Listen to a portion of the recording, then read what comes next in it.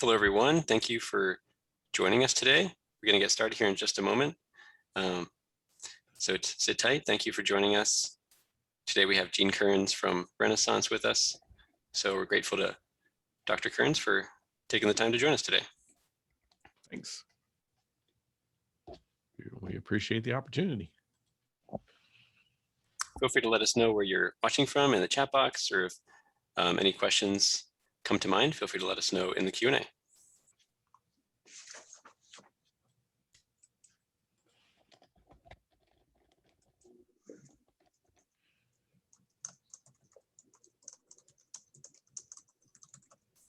And while more people are joining the webinar, we just have a couple housekeeping notes for you. So first of all, thanks for joining us for the growth equation, motivate math achievement and address learning loss, presented in partnership with Renaissance. We encourage you to use the Q&A for questions or the chat box for any comments you might have. Also check the chat for a number of links we'll be providing throughout the webinar. There'll be a post-webinar survey at the end, so we encourage you to fill that out, especially if you're interested in a certificate of attendance. This webinar is being recorded and we'll provide you with directions about how to access the recording afterwards. Just another reminder, there'll be a number of NCEA spring and summer PD offerings, so head over to ncea.org to learn more about those. And with that, I'll pass it off to Jean to get started. Thanks so much for joining us. Thanks, John. And actually, I'm going to bounce it to Julie. Julie? Thanks, Jean. Hello, everyone, and welcome to today's webinar, The Growth Equation, Motivate Math Achievement and Address Learning Loss. My name is Dr. Julie Vogel, and I will be your host today. I'd like to take a moment and start with a short prayer. So if we could just place ourselves in the presence of God. In the name of the Father, Son, and Holy Spirit, amen. Heavenly Father, we come to you today asking for your guidance, wisdom, and support as we begin this meeting. Help us to engage in meaningful discussion, allow us to grow closer as a group, and nurture the bonds of community. Fill us with your grace, Lord God, as we make decisions that might affect the students, staff, faculty, alumni, and friends of Catholic schools everywhere. And continue to remind us that all that we do here today, all that we accomplish, is for the pursuit of truth, for the greater glory of you, and for the service of humanity. We ask these things in your name. Amen. In the name of the Father, Son, Holy Spirit, and amen. Just a few quick words about me. I tend to do things by groups of 10 years in the classroom as a third generation teacher, 10 years in higher ed as a professor and associate dean in colleges of education, 10 years in Catholic school leadership, and working on my 10 years here at Renaissance. Got a few to go though. And by far the most mission-centered group I've ever been a part of. So today's webinar is sponsored by Renaissance, where our mission is to accelerate learning for all. Next slide, please. We do this by providing assessment and practice solutions along with the right data and connections to help you spark tremendous growth for every single student you serve. We currently serve more than 2/3 of US Catholic schools, and we are a proud NCEA partner. We invite you to contact us after today's webinar to learn more about our STAR Math assessment, which provides both screening and progress monitoring, and Freckle Math, our differentiated practice program. STAR Math and Freckle Math are available in both English and Spanish, and they support in-person, remote, and hybrid learning environments. You can learn more at our website, renaissance.com. Now, just a few words about our presenter, Dr. Jean Kerns. Like me, Jean is a third-generation educator, and I think it probably really runs in his blood. We've had lots of conversations about his family's involvement. He presents often for me at our NCEA webinars and conferences, and he is the author of many books, and he keeps swearing he's never going to write one, but he always comes up with another idea, so I keep waiting for another one. And if you have not read Literacy Reframed, I highly recommend that to all of you. And I'm going to let Jean continue with any more additional information he'd like to share with you and turn it over to him. Thank you, Jean, for working with us today, and it's all yours. Thanks, Julie. I appreciate the introduction. I almost do things in 10-year increments too.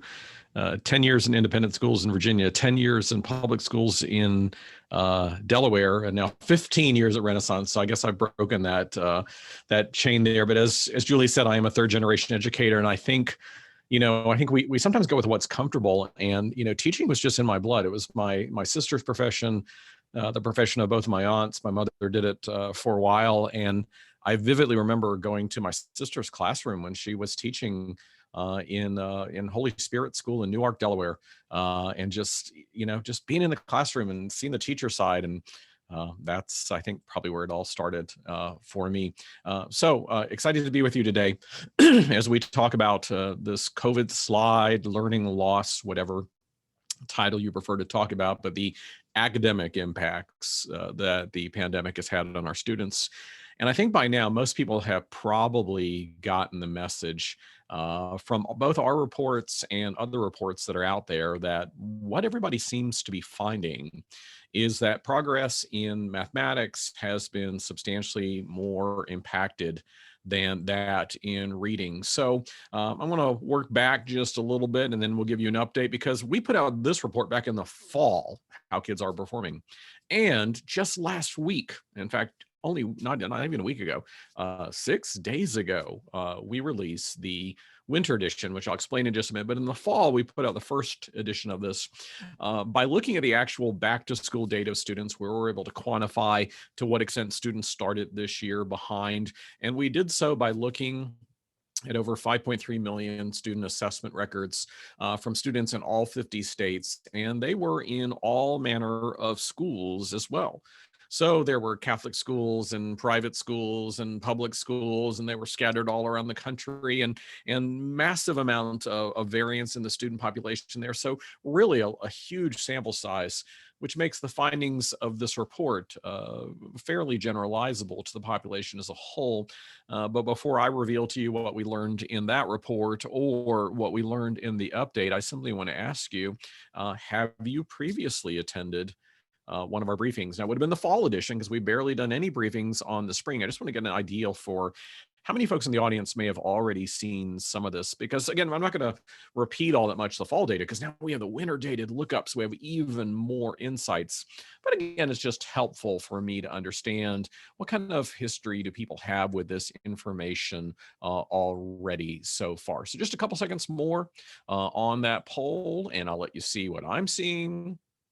And that is that a little bit under a third of you saw the fall edition, and for 73% of you, almost 3/4 of you, this is all new. And that's great, because we want to be sharing new information. So the fall report we looked at, and I'll weave in some of those metrics because it's helpful to understand what the fall report said now when we see what we learned in the winter. But the fall report was saying, how did kids begin this year? To what extent were they behind as they started this year? The winter edition is really focused on how are they growing this year. So it's one thing to say that students may have begun with some gaps. The immediate next question is, what is happening to those gaps as we go throughout the year? Are they being maintained? Are they getting worse? Or are they getting better? And so to answer that question, we did another analysis. In this case, we were looking at the data or the testing results of over 3.8 million students who tested both in the fall and the winter. We needed their longitudinal history there. So of the 5.3 million kids that were in the fall report, 3.8 million of them, a good share of them, took a test within the winter window that we needed to calculate growth. And it remained a national report in that it contains data from all 50 states and DC. And as far as we know, these two reports, both the fall and the winter edition of how kids are performing, they remain the largest studies of the COVID slide. We were able to look at grades 1 through 8 for reading, excuse me, and grades 2 through 8 in math. So if you're online from a high school, your question may be, well, why aren't the high school kids there? Well, there's two reasons. First of all, our customer base in high school is smaller. It's still quite large, but it's smaller. Here's the greatest challenge to doing what we needed to do for this report. We needed to look at students, and they needed to be representative of the population as a whole. And in grades K through 8, most schools give our STAR assessments to all kids. So high performing, typically performing, and low performing kids all take the assessment. But in high schools, sometimes folks only administer their testing like this in terms of an interim test to students who they're targeting for intervention. So it creates a pool of data that is very much overrepresented by students in the lower bands of performance. And as a result, we were concerned about the generalizability of the findings. And so we decided to just restrict it in grades 1 through 8. Now you can get your own copy of this by visiting renaissance.com/performing. And I'm sure if it's not already been done, so someone will be pasting that into chat for you. And we encourage you to go there because not only is the report there, but there's all kinds of other resources to help you with it. So let me explain to you what the report is doing. First of all, what is our definition of academic impact? What do we mean? Well, the blue line here that you see represents how students typically were growing over time. So we have a feeling for how kids grew over the years. And this is likely what student growth would have looked like had we not encountered a pandemic, but we did. So we've now got 2 phases, pre-COVID, post-COVID, or during COVID. And the fall report looked at the area between those 2 sets of dotted lines, basically saying, what happened to student performance between the spring of last year and the beginning of school? So that's the area that the fall report looked at, and not shocking to anybody, what we did find is there was a dip in performance. School was so disrupted. Kids were away from buildings. We're all trying to figure out how to do remote service. There is no surprise that things dropped off a little bit. And so you see that reflected by the orange line, which basically says, okay, the orange line, there's the reality. That is what's actually happening. Blue is what would have happened had there not been a pandemic. Orange is what actually happened. Student performance dropped. There's your COVID impact. But what about this winter edition that we just released? And I know that sounds crazy to say. The winter edition came out when things are blooming all over in many places. When our research team says the winter edition, they refer to it as that because they were looking at the winter data. So the screening that occurred in January, which brings up the topic that there will be a third report in this series. We will have the spring edition, which will look at the spring screening data and go back over the entire history of performance across the year. But the winter edition looked at the next interval. What happened from the fall when we started at school until we got to winter in the middle of the year? Because what we really needed to know, what we all desperately needed to find out is, how was this line continued? Okay. What happened over the course of the year? Because there were 3 options that we could look at and we could find in the winter data. One is we could be continuing to lose ground. It could be that we're not covering content as quickly as we normally would, and as a result, things might get a tad bit worse. Hopefully not, but maybe. It could be that we're holding ground in terms of those gaps. In other words, we're having a legitimate year. We are growing students at an on par rate. But if you're just getting average growth, and if you began the year with a gap and you just get average growth, then you will find that in the middle of the year, that gap is still there. And of course, what we all hope for is that we're gaining ground, that students are covering things quickly enough that they are rebounding nicely, and that we may actually be closing these gaps. They could slowly be going away. But to what extent is that realistic, given the disruptions that many school systems have faced? So before I show you the winter data, and we're going to isolate in on math, so I'm going to show you mostly math charts during our time together, because that's our topic for today. There are companion pieces for all of this in reading. So if you want to know what it looks like in reading, you can get them by visiting renaissance.com/performing. What I will tell you is, in the fall, reading was down 1 percentile point, math was down 7. That's why our report and many others clearly said math was more impacted. So in the fall, this is how kids started. On average, you see the red box there. On average, they started about 7 percentile points behind where they typically would have started. But look at grades 4 and 5, for example, more impact there. -10. And remember, grades 4 and 5, just tuck that in the back of your mind, because those grade levels are going to become very important a little bit later. And then notice around them, grade 3 and grade 6 at -8. So overall impacts -7. Most impacted grades 4 and 5 at -10, right around them grades 3 and 6 at -8. So if you're ready, drum roll, please. We're going to pull back the curtains and let you see the winter edition, which only a handful of people have seen last week since it came out. Here's what math looks like in the winter. A little bit better. Now, math is still further behind. Reading has dropped a little bit. We estimate it to be about 2 percentile points behind, where math is 6 percentile points behind, but that's 1 percentile point better. So a little bit of a closing of the gap. And then also let's look at those grades that were the most impacted in the fall. In the fall, if you remember, these two grades were at -10. They are now at -9 and -8, respectively. So they're a little bit better. Grade 3 was at -8. It was now at -5. So an increase of 3 percentile ranks. And grade 6 was at -6, or excuse me, is at -6 now. It was at -8 in the fall. And so what we're seeing is +1 here, +2 here, +2 here. I apologize, I can't write but so well with an annotation tool. +3 here. Stack it all up, and overall, most kids are about 1 percentile point better off in terms of the performance. So math is still further behind, but we have closed some ground. Here is what concerns me. We estimate students to be 6 percentile points behind as they started the year. They were -7. That is a change of +1. In other words, this is how much how much ground we have caught up. At that rate, it's going to take another 12 semesters to catch up. I don't think we have quite that long. So the message here is math is further behind, and we need to do everything we can to catch up. So at a high level, you saw those drops. Let me show you what the most concerning thing is that we saw in the data. Well, what we saw as most concerning was that when you break things down by demographics, sometimes there are some far more stark realities. So let me prepare you with what you're about to see with the winter data by zooming in at 6 of the demographic fields that we analyzed students on. So we broke kids down in 16 different ways.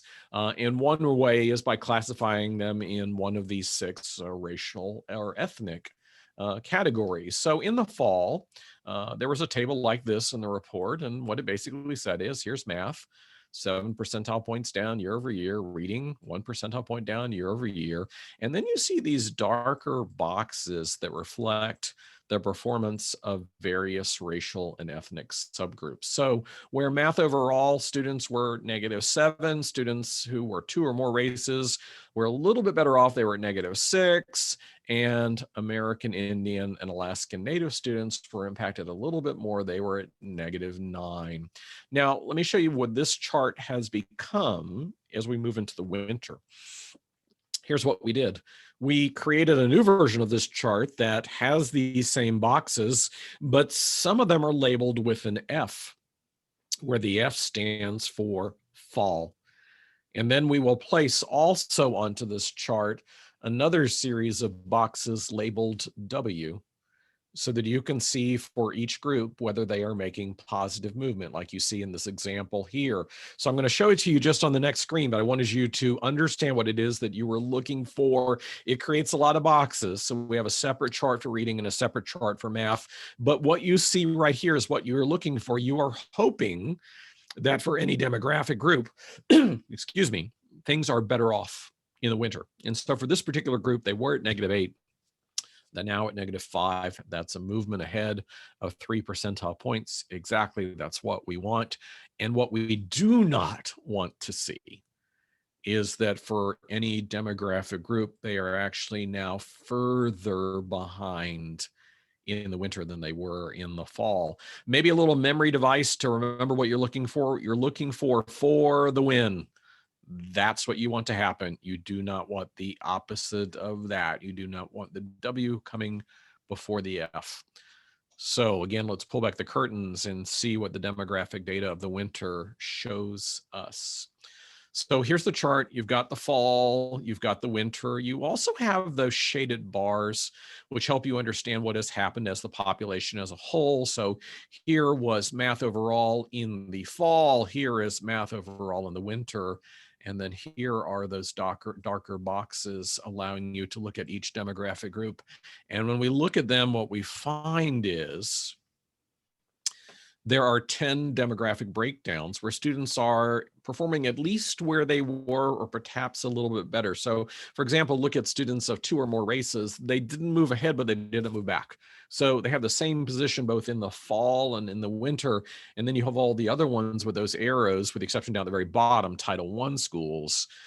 where they also held their ground, and all other demographics moved somewhat ahead. So of the 16 possible breakdowns, there are 10 where we see that students are better off. Now remember, no student is one demographic. So a student, for example, might be Hispanic, but then do they have learning disabilities or not? So they might have those characteristics. They are going to a school that is either rural, suburban, small town, or urban in nature. They might be in a Catholic or other private school versus a public school, and the school that they're in may or may not have a significant percentage of Title I students to it. And so it's always a combination of these things. But when we look through each of these lenses, this is what we see. 10 cases where students are probably better off, which leaves 6 where students potentially have lost some ground. So we see potentially some sliding for students who are African American, Hispanic, and Indigenous people, which would encompass American Indian and Alaskan Natives. We also see that students with disabilities are performing a little bit lower. Students who are English language learners have dropped a bit. And schools in urban settings have dropped a little bit more. In fact, in the fall, when we looked at this, the school location was one of the most interesting things. What we saw was, as a general rule of thumb, small town and rural schools experienced more of a drop last spring.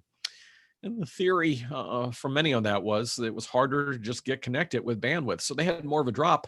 What we see now is those schools that had more of a drop, those rural and small town schools, have had a more robust rebound.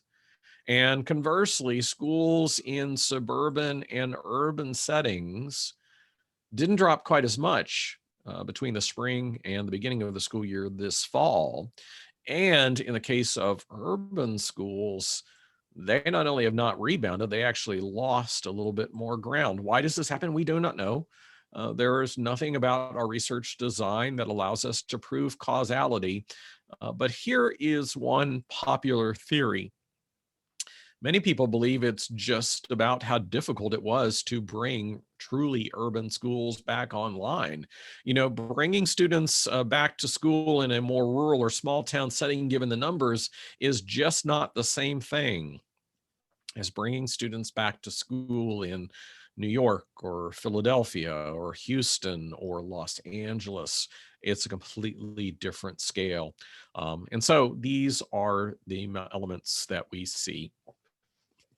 Now, let me pause for just a minute. I don't have the ability to be closely monitoring the chat or the questions. So I would ask John and Julie and Seth and others who are helping me in the background, are there any questions that we'd like to address at this point before we press on? There was one question, Jean, and I think you might be covering this in a minute, but I just want to make sure. There was a comment about 12 semesters or 12 months to catch up. Oh, yeah. What I was saying was, I was back here, what I was saying was we were able to change this metric by 1 percentile point. So basically, we caught up 1 percentile point for one semester in school. At that rate, if we have to do that 6 more times, that's going to be, excuse me, I said 12, I was doing wrong. It would be 6 more semesters. In other words, another 3 years at that rate to bring students back up to where they were performing. So we moved in the right direction, but we need to be looking for things that will help us move more quickly in that positive direction. Okay, that makes Other sense. questions? That was the big question. I apologize. Julie, there's one in the Q&A that you can grab too. It was all right. Let me take a look about the Oh, here we go. I didn't see that one. You made about in person. Oh yeah. So versus Jennifer's put a question in there about is there data that shows if ground was gained for students who are in person versus remote, or should we assume? And actually, Jennifer, in the chart, if you go to the one in the report, there actually is one more field, and it isn't expressly labeled in-person teaching versus remote teaching. But what it says is, did they test in person? Now, what we found was we very much wanted to explore that area, but it was incredibly difficult. And here's why. It was hard to know exactly what model schools were using. And often they were changing. In other words, some of the schools that started in person had to go back to remote, or started remote and had to go in person, or might have been hybrid, or might have been in person at some grades and hybrid at others. There was so much flux around the year that what we did was we simply broke down the data, and this will get you part of the answer. We did break down the data by saying, were the students testing remotely, or were they testing in their school buildings? And what we found was students who were testing remotely displayed slower growth rates. So if you assume that testing remotely equals being taught remotely, which it may generally, but there could be some variance there. If you assume that, then you could, to some degree, say, well, that may suggest that when students are remote in their setting, they're not growing quite as much. But again, it's very difficult. I mean, from a research standpoint, we did not have every control in place. We cannot prove causality, but there are multiple points in this sort of flow of information that do suggest many students did struggle when they were remote, and that they were dropping a little bit more, not rebounding quite as much. I think that's partially reflected too in the rebound of the schools. It was easier to get those rural and small town schools back online. And as they got back online and back in person, students made some pretty nice growth and nice rebounds. Any other questions before we press on? Julie? No, I don't see any. Well, we're going to stop again for questions. So if they come up, put them in chat or use the Q&A tab, either way.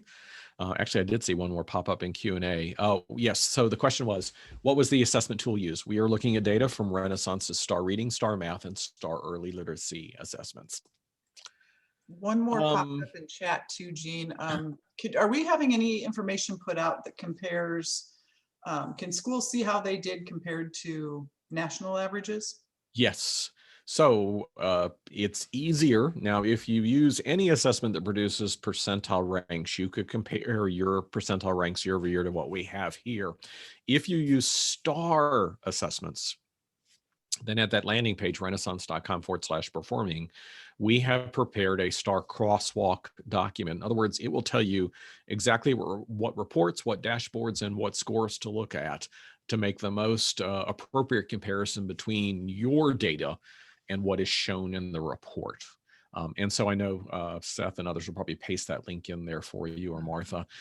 The other thing I did want to call out is, look at the good news here for Catholic and other non-public schools. Now, overall, you didn't drop nearly as much, and there's been some nice rebounding here. So there's a larger gap emerging here between the performance of public and non-public schools, and you're trending in the right direction. And while we're on that theme, I thought I would just also show you the reading data, which also shows the same thing, some very nice performance generally by students who are in private and Catholic schools. But again, remember, that's only one metric. You might be a private or Catholic school, but if you have high poverty kids, their performance could look like this, depending upon the area that they're in. That could be part of the demographic as well, race and ethnicity, potential for disabilities.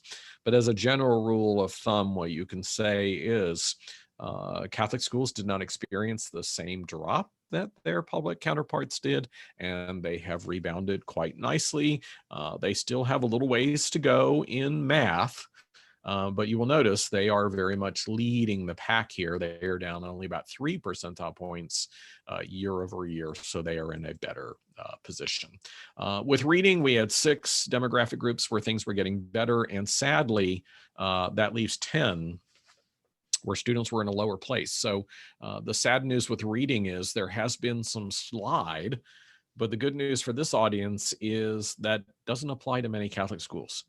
So where the public schools have lost ground by about 1 percentile point for schools overall, generally speaking, most Catholic and other private schools are 1 percentile point better off. But that brings us to our next poll question. And for that, I'm going to ask Julie to come online and help us. So Julie, if you'll help us with this poll. Sure, absolutely. I'd love to. I do believe it should come up, right? And so I can just read the question to everyone. Yes, Given the scale, Is it up? Given the scale of the impacts, how many weeks of instruction would have been necessary to catch students up to where they typically start the school year in math? And that's the key phrase, where they typically start the school year in math. Less than 3 weeks, 4 to 7 weeks, 8 to 11 weeks, or 12 plus weeks. Yeah, and the intention here would be, those most impacted grades, which we saw like some -8s, some -7s, -6. How many weeks do you think it would take to close that gap, to move kids ahead? And when we say weeks, what we mean is a daily math course. Not that, after 8 weeks in school, they are caught up. We mean we would have had to brought them back 8 to 11 weeks early to receive that daily math class, to catch them up, as Julie said, not to any particular benchmark, just to catch them up with where they typically had been. So it's basically saying, how much time would this take if we just did it on a daily basis? So let's take a look at your guesses, and then in a minute, we'll see whether your guesses line up with the realities. So what do we see there, Julie? It looks like 57% say 8 to 11 weeks. That's our biggest bunch there. And then after that, it's 12 plus weeks. So yeah. Now there's a not handful of surprised. optimists in there saying 4 to 7 and less than 3. Right. There's a few, always Yeah. a few optimists. Yeah, we probably wouldn't be doing the webinar if it was less than 3. But let's take a look at our estimates here. Now, I do say estimates because there is no perfect way to do this. What this basically says is in grades 2 and 3, kids are pretty close to expectations, about 3 or less weeks behind. But the question was, those grades that are the most impacted, where are they?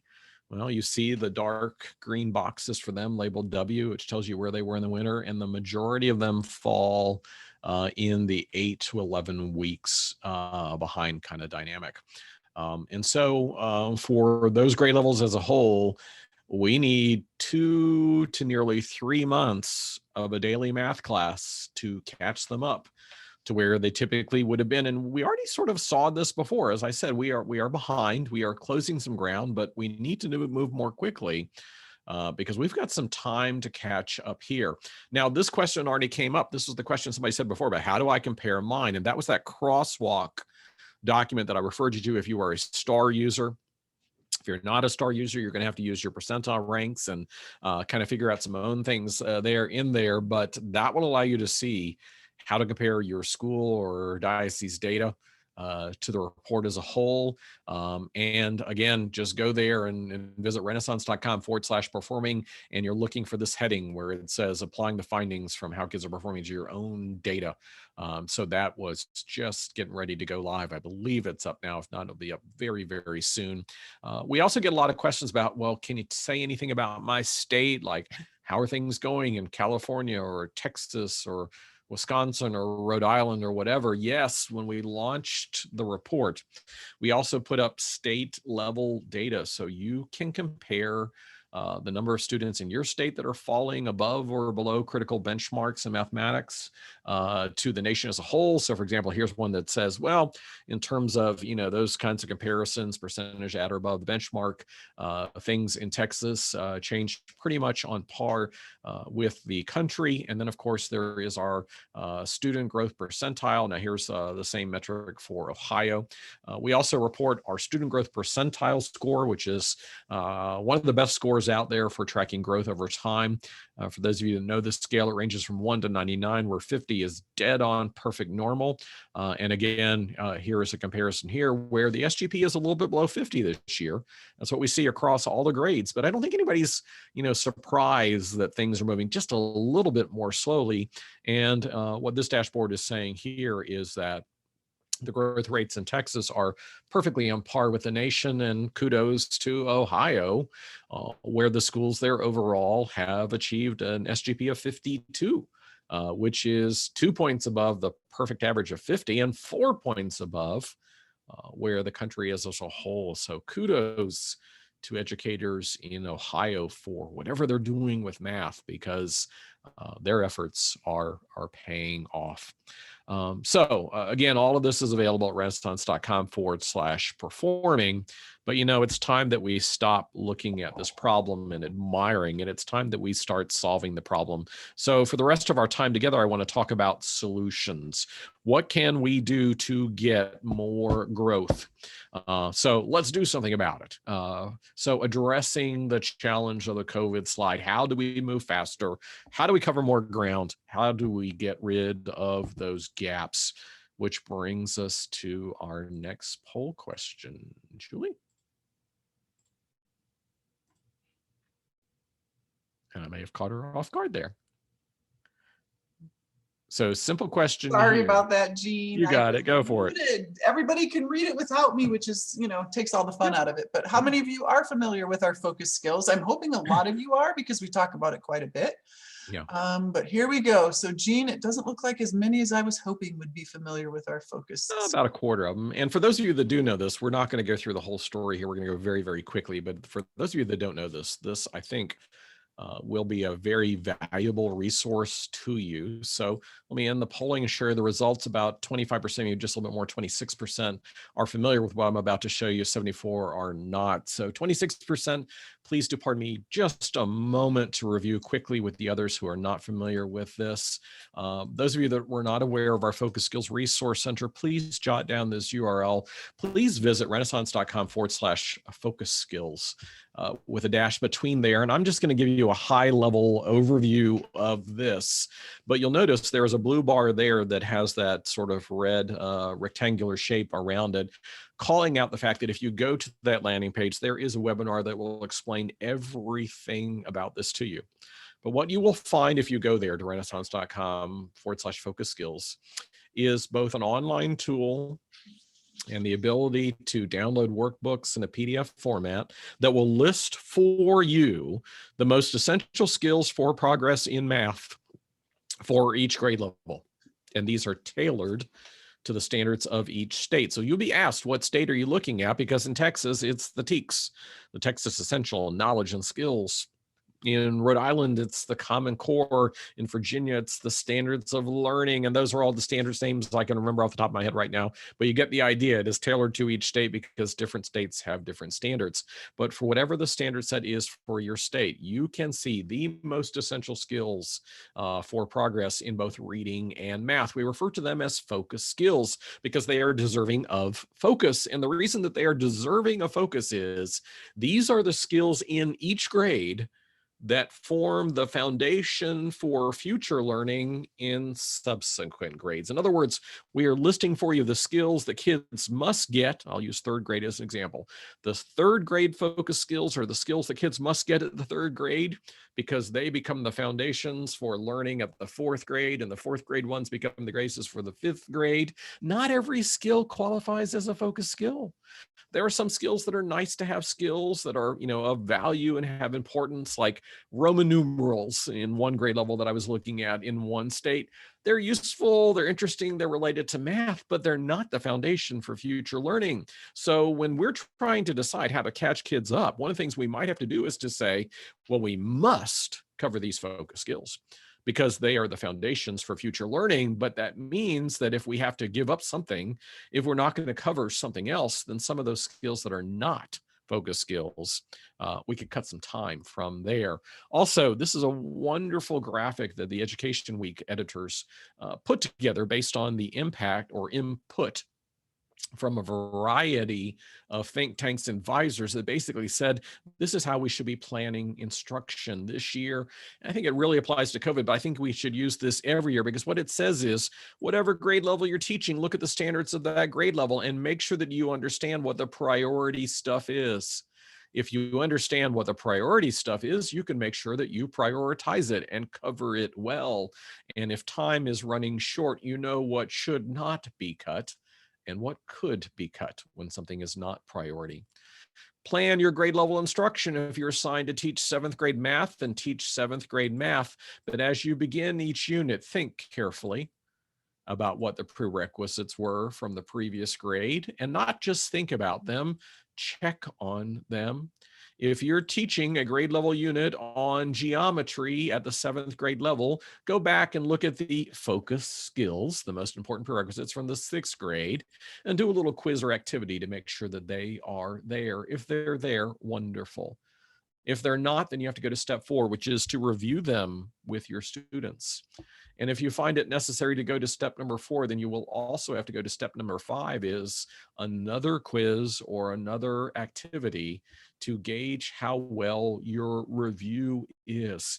Here's a new term that's popped up into the literature: just in time review. You see it here.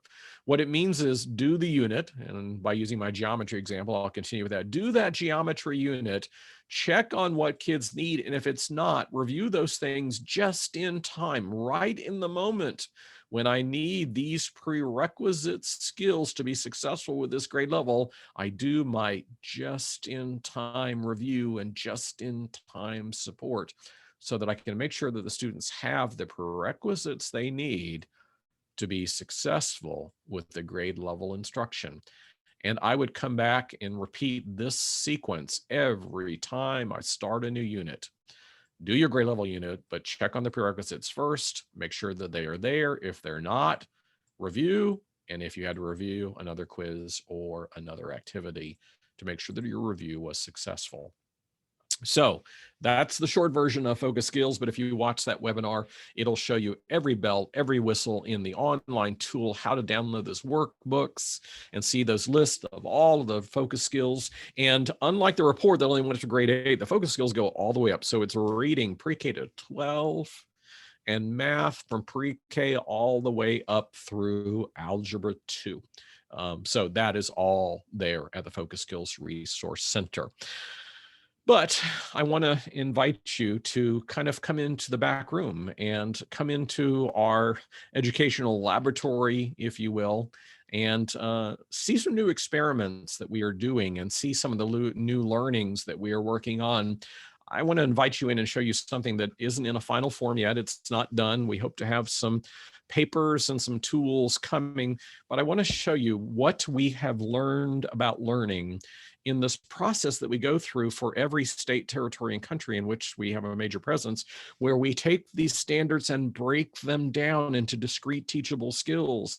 Now, part of that breaking down process allowed us to identify the focus skills, but another byproduct of that process is to identify something that we are currently referring to as trip steps.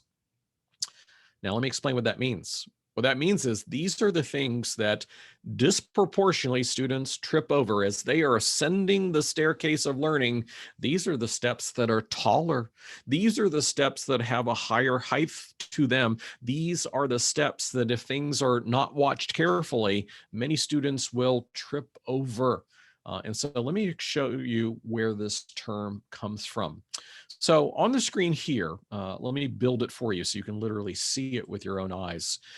Down across the bottom, it is suggesting the order of skills. So from 0 to 1 would be the skills in kindergarten, and there's your first grade skills, your second grade skills, your third grade skills, all the way till we get up to 12th grade skills. So that is the order. And then any skill that we identify as being taught in a given grade, we can determine its difficulty by tying it to items in STAR and giving it to kids. And generally what happens is, generally speaking, is that as the scores go up in order, they simply become more and more difficult. And that creates a line that looks something like this, okay? However, this particular line is a statistical line of best fit. In other words, statistically, it is all of the factors pulled together into a representative line, which means that if I take the line away or leave it as a reference point, but show you precisely where each individual skill is, there is some variance to them. Now, any skill that is higher up above the line is more difficult. Any skill that is below the line is less difficult. And what you can see is, let's just use right here, this is kindergarten.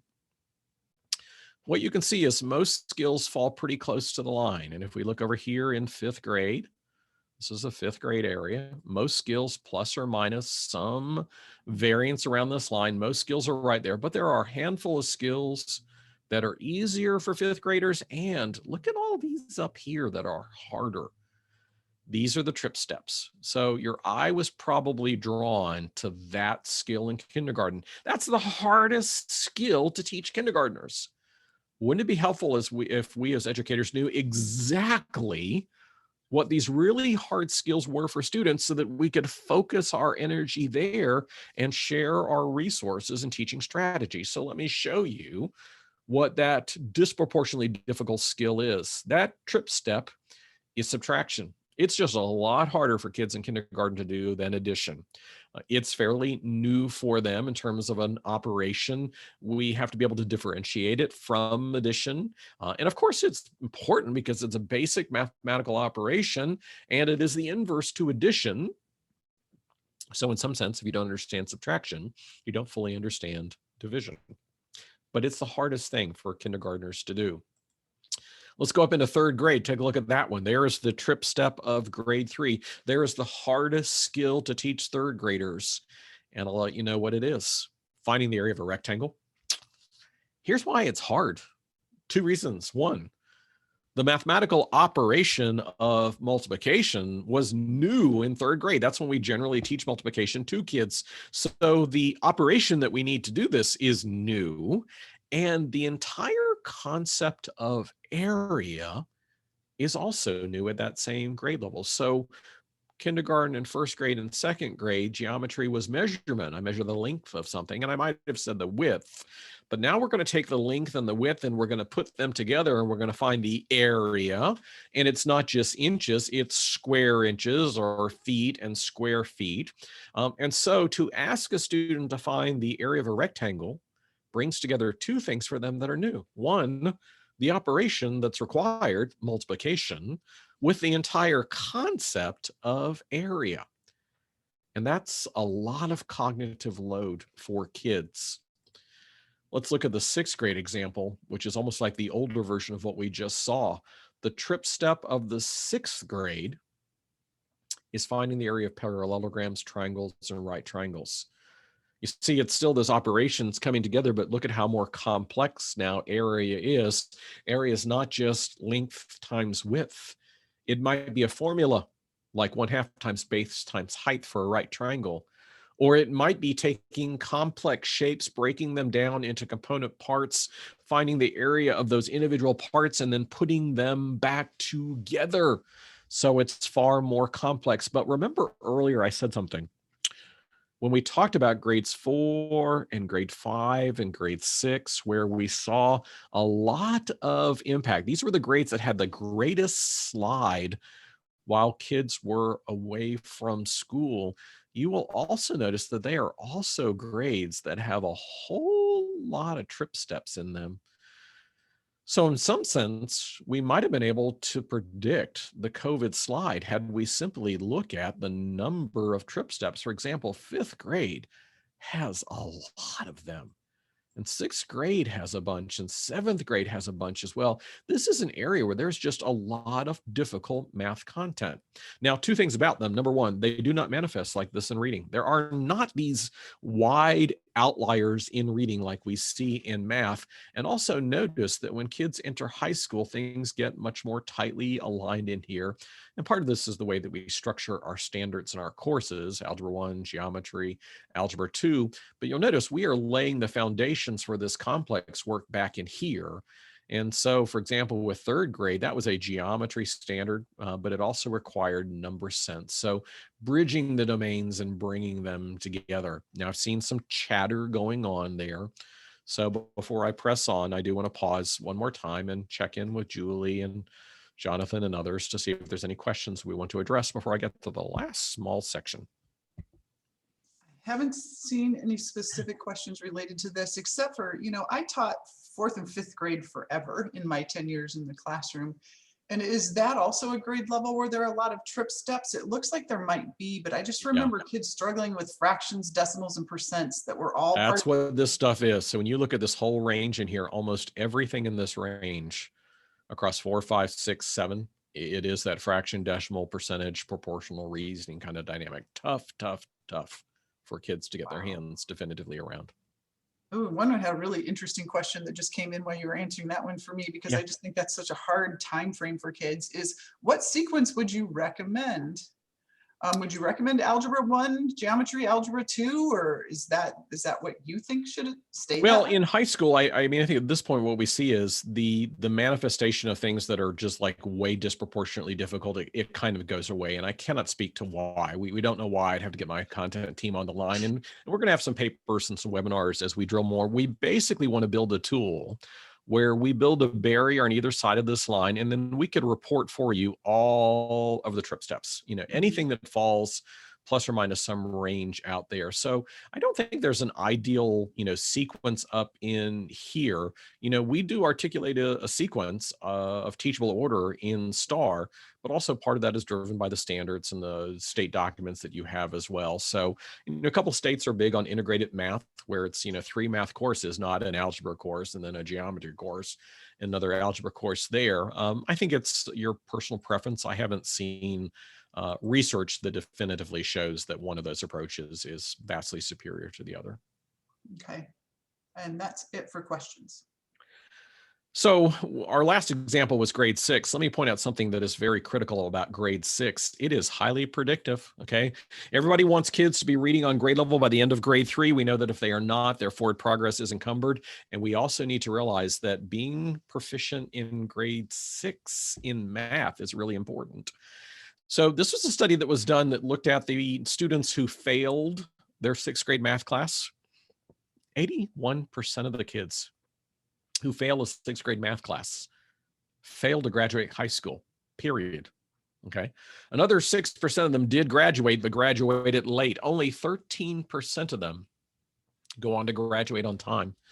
So we need to look at students who are failing 6th grade math and really get laser focused support in for them. And more importantly, we need to build the experiences in kindergarten, 1st, 2nd, 3rd, 4th, 5th, and 6th grade, so that we don't have anybody failing 6th grade math. But we do need to realize failure of a 6th grade math class should be a red light going off the dashboard that says we need to be concerned about the progress of the student. So we want to end with one last resource or a couple things we can help you with here.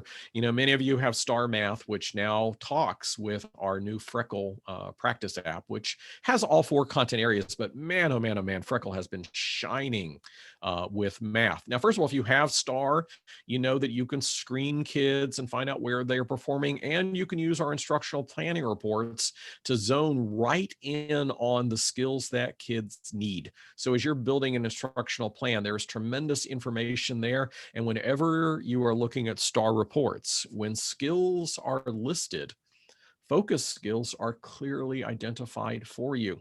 So if you're trying to cover ground and catch up kids quickly, don't worry about skills that are not flagged as focus skills, but do spend a significant amount of time with students on focus skills. And I want to make sure that everybody realizes that STAR, our assessment, is not just an assessment.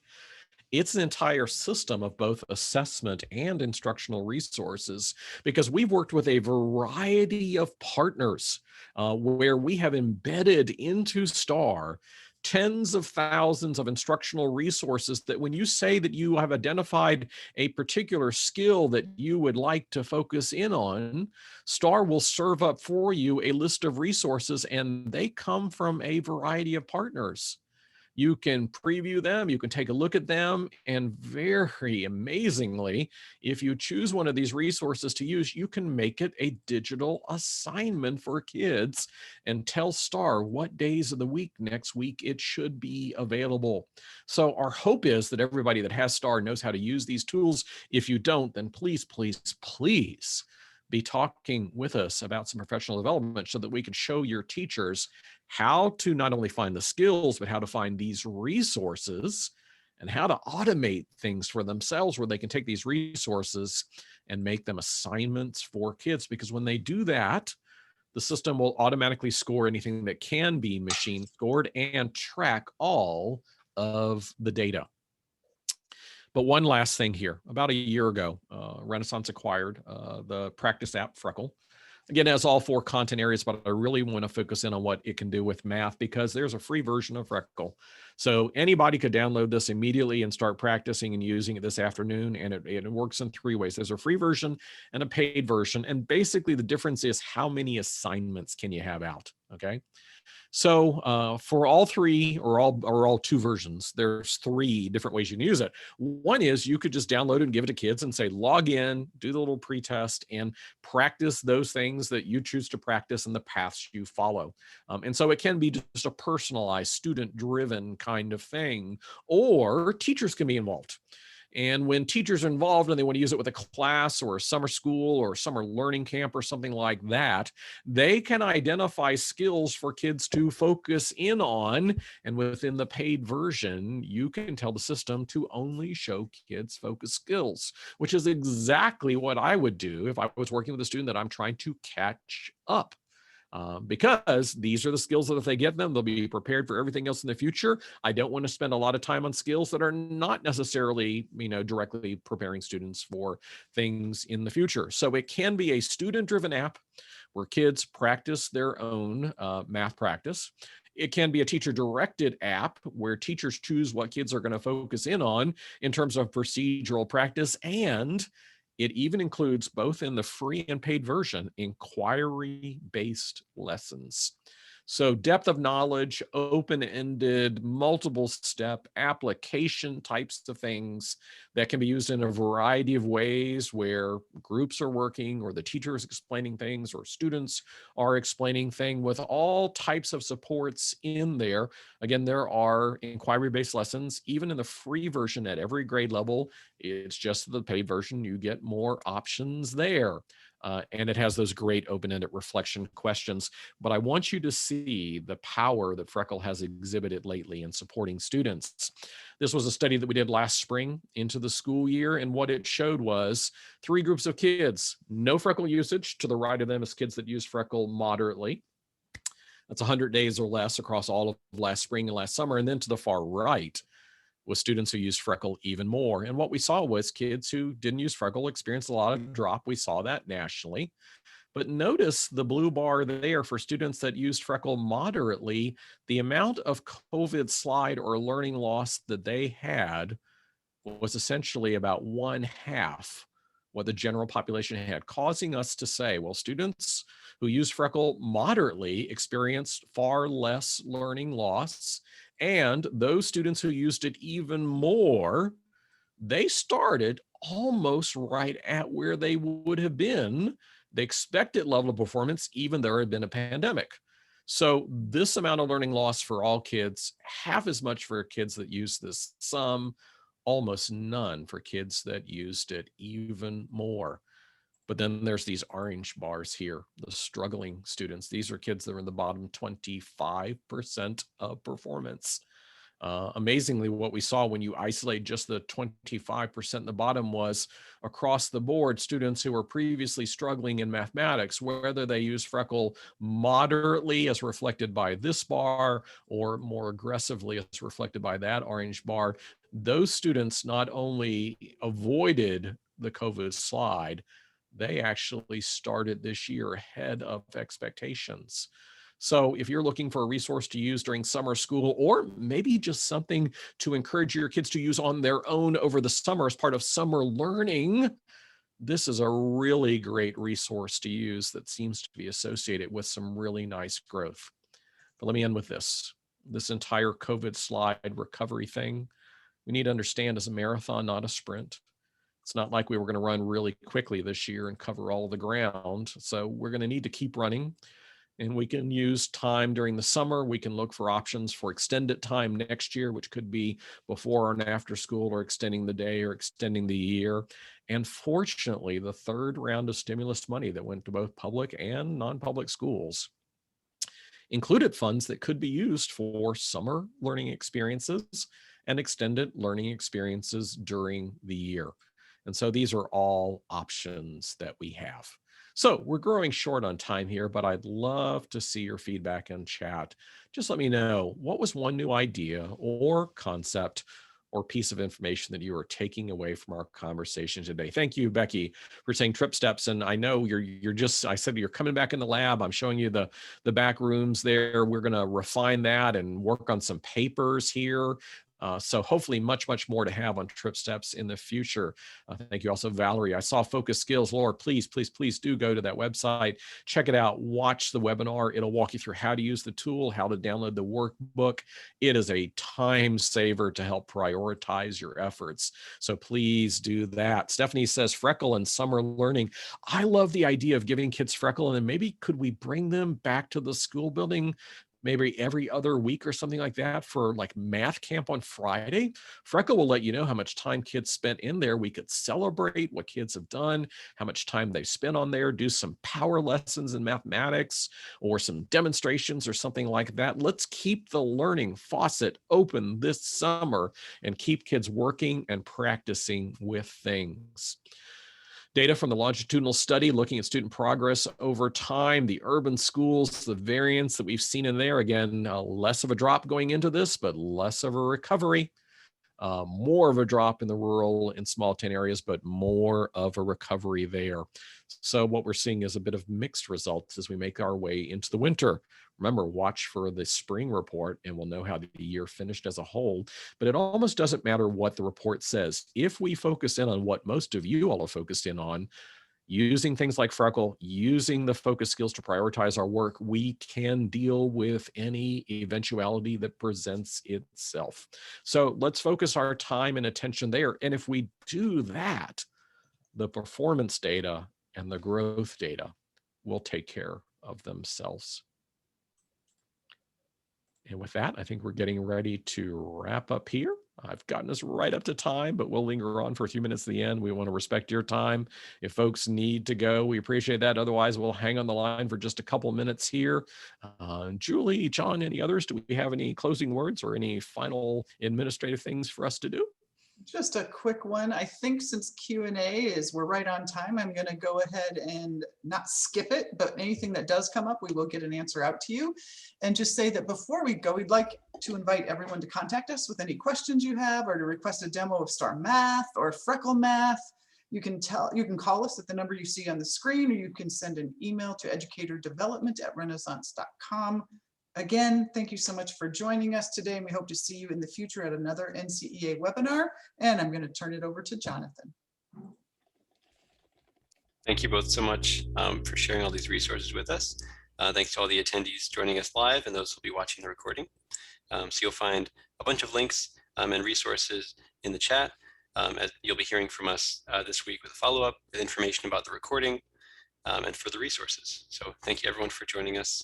Have a blessed rest of your day. Okay, thanks Jean and Julie. Thank you. Thank you.